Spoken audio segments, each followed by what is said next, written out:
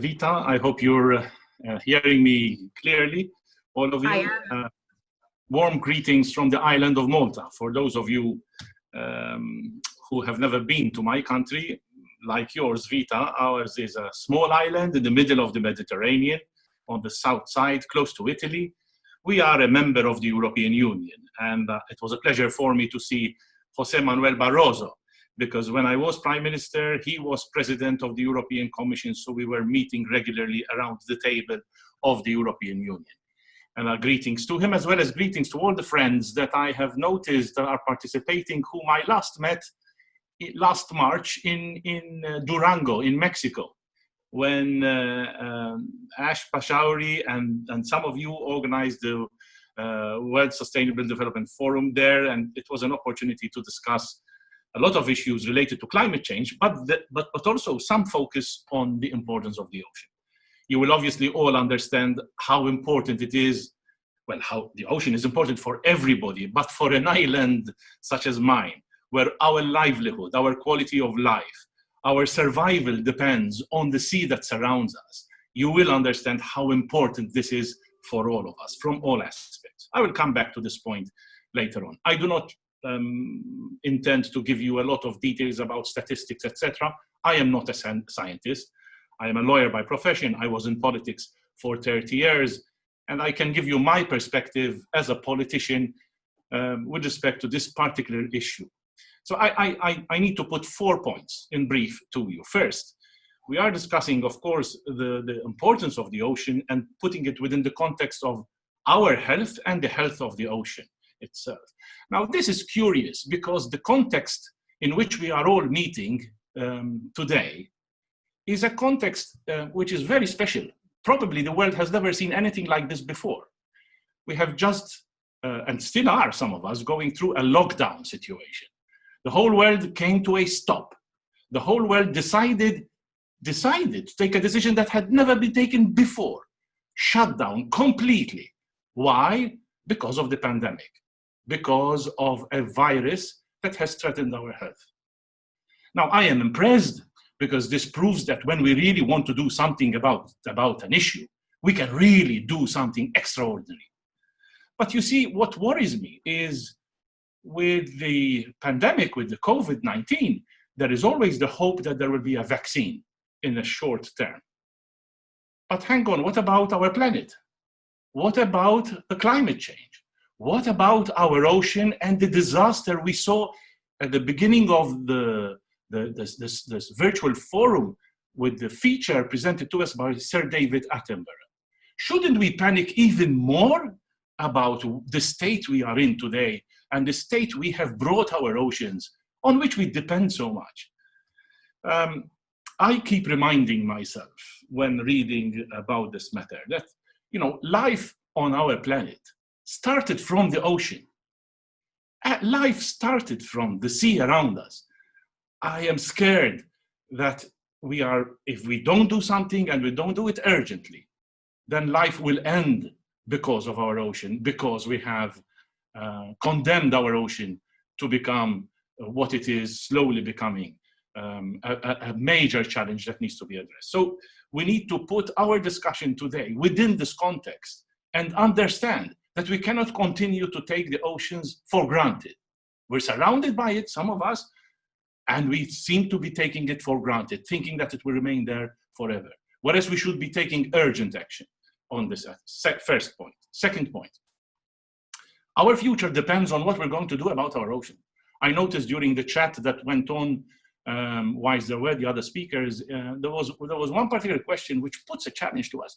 And he said, okay, but what are we going to do about this? If it is true that our future as human beings depends on the health of our oceans, because it impacts our complete lifestyle and our survival, then what do we do about this?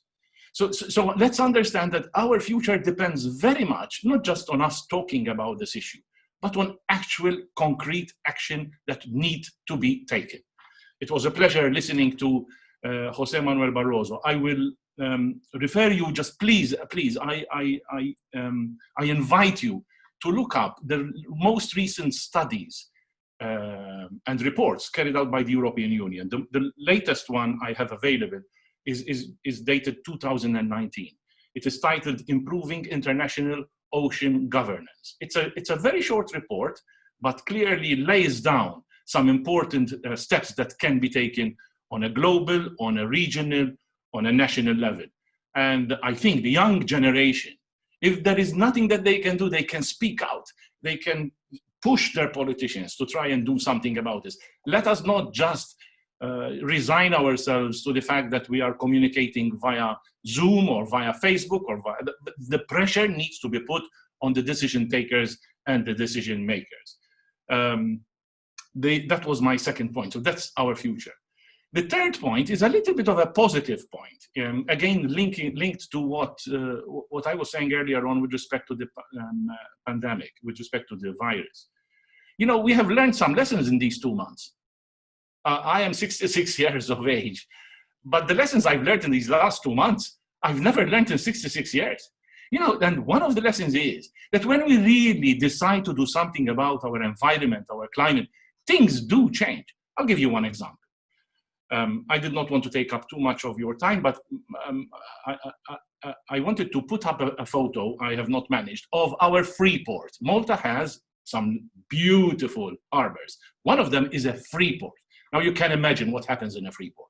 Ships coming in and out, containers in and out. The condition of the harbor where the free port is something incredible. You know what happened in these past 2 months? For the first time in I don't know how many years, we saw dolphins swimming in the harbor where we have our free port.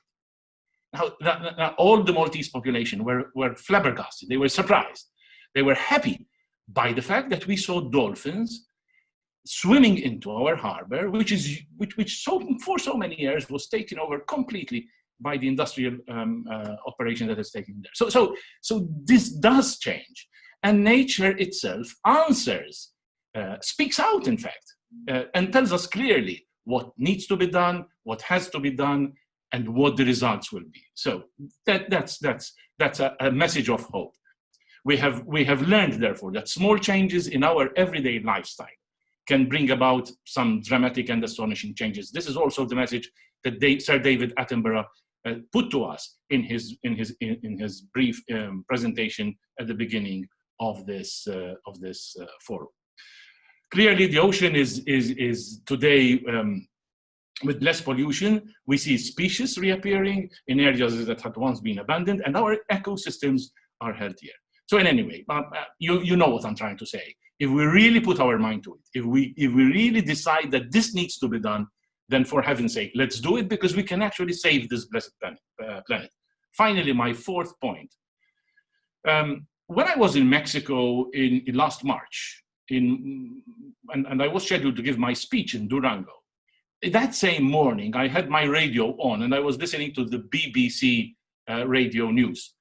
And they had just announced on that same day that some researchers had discovered in the deepest part of our ocean, and this is in the Mariana Trench, which is close to 7 kilometers deep. They had discovered a species which they had not been aware of before. And they examined the species, and you know what? They found small molecules of plastic present in this species. And they decided, in fact, to call it Eurythenes plasticus.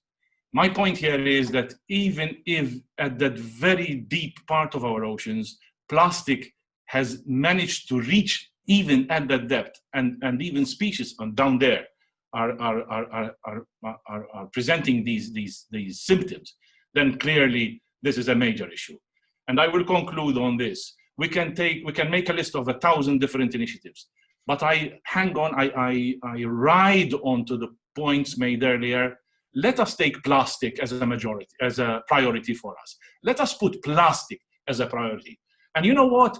We can put pressure so that we will go back to recycled glass bottles instead of plastic bottles. Bottles that can be washed, cleaned, and reused. Let us put plastic to the side. Let us remove it from our daily use. Let us go for alternatives that will help us keep our oceans clean. If we do this, there's much more that can be done. But if we want to take one single project where we can really make a difference, both personally, but also on a national level, then plastic should be our priority. Thank you very much, all of you. It was a pleasure participating. I wish you success and keep strong.